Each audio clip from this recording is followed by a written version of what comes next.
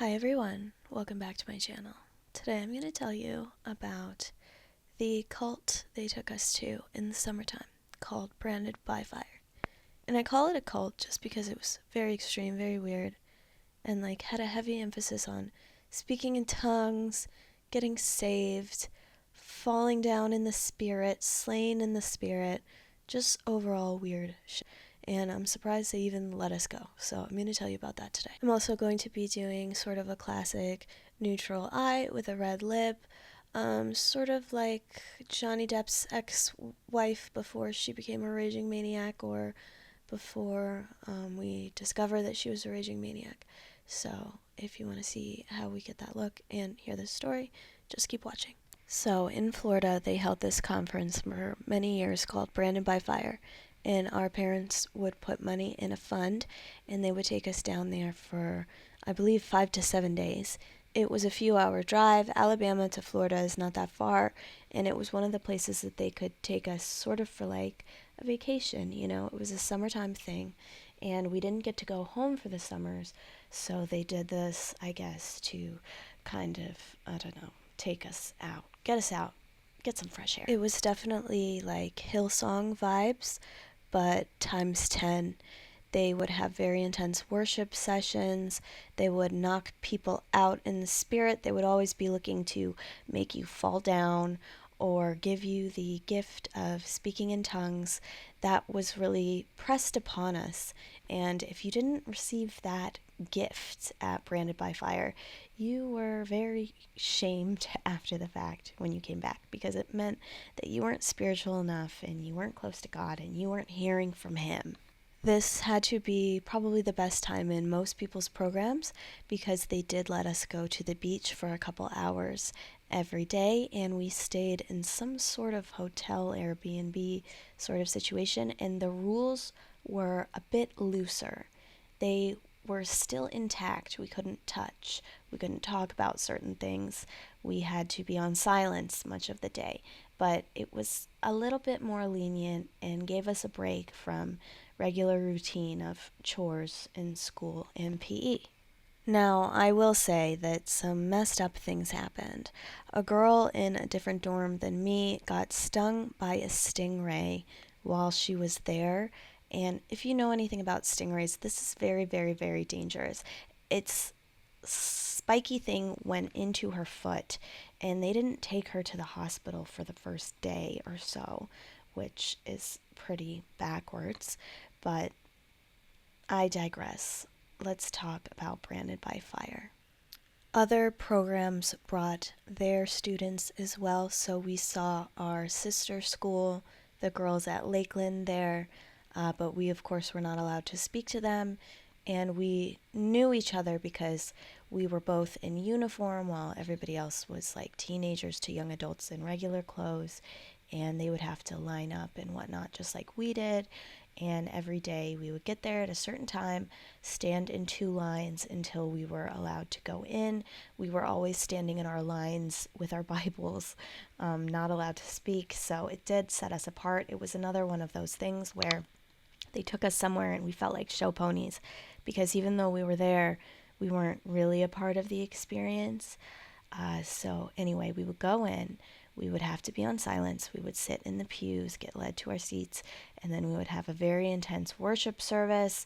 If you weren't already, quote unquote, saved by this time in your program, then you would be by the end of this, because for some reason, getting together with that volume of people, it was like a mega church, totally full of kids our age. It's very compelling when you bring people together in this way, and that's when supernatural experiences start to occur. And I don't believe that they are real. I believe that the energy in a room can be really powerful when people come together on one belief system, or with similar energy wavelengths, whatever you want to call it. And at these services, they would perform healings. And something really silly that I've talked about in the past, something that my big sister told me, is that there was a girl who I had seen her, but I wasn't in the program with her. She went to the program when my sister did, so I had seen her.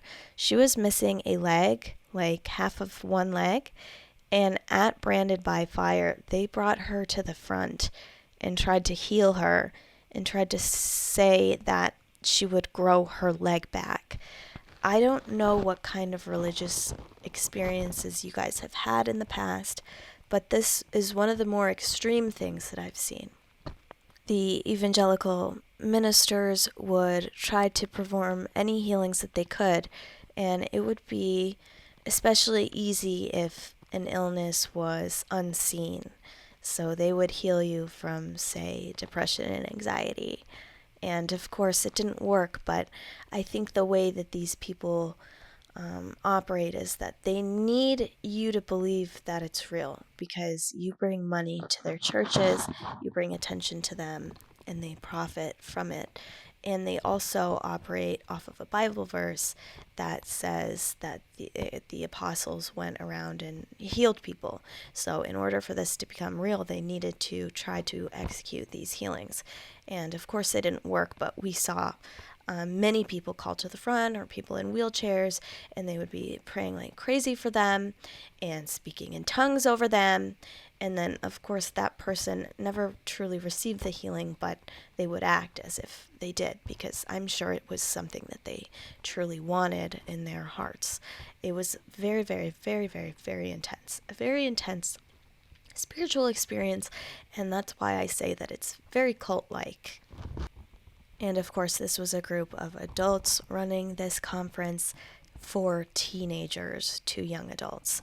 So there's already kind of a power imbalance, and at that age, you believe what the adults are telling you and trying to push.